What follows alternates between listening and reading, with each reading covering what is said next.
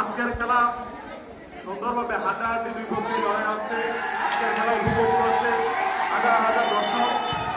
আজকের খেলা উপভোগ করার জন্য আমাদের মাঝে আজকের খেলা প্রধান অতিথি হিসেবে উপস্থিত আছেন কুমিল্লা দক্ষিণ জেলা ছাত্র দলের সংগ্রামী সাধারণ সম্পাদক, এই বাক্সমুল ইউনিয়নের কৃষি সন্তান, এই গ্রামের সন্তান যারা এমদাদুল হক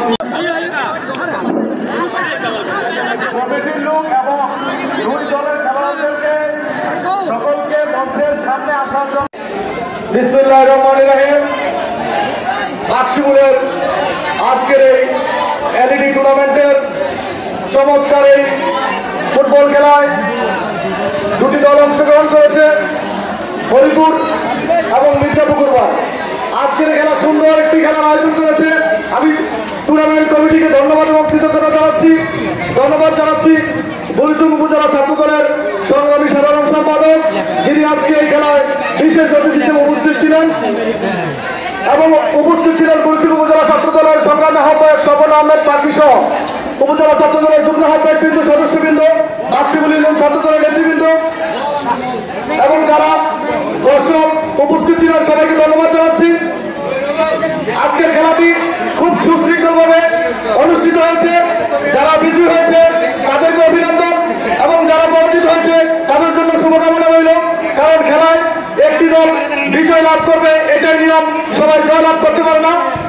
উভয় দলের জন্য শুভকামনা রইল, এবং আগামী দিনে যে সেমিফাইনাল খেলা হবে আগামীতে, সেই খেলায় সবাইকে অংশগ্রহণ উপস্থিত থাকার জন্য আহ্বান জানাচ্ছি।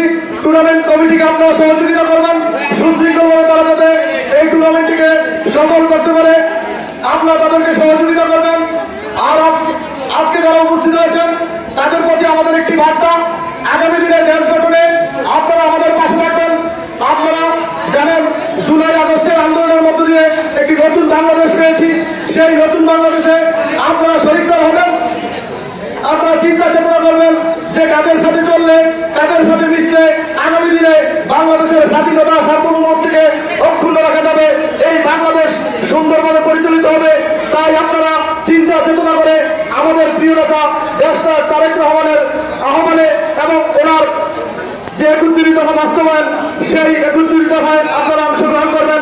আগামী দিনে আপনাদের টুর্নামেন্ট সুন্দরভাবে যাতে অনুষ্ঠিত হয় সেই শুভকামনা জানিয়ে আশাবাদ ব্যক্ত রেখে আমি আমার বক্তব্য শেষ করছি। খোদা হাফেজ। বাংলাদেশ জিন্দাবাদ। সবাইকে ধন্যবাদ। আসসালামু আলাইকুম।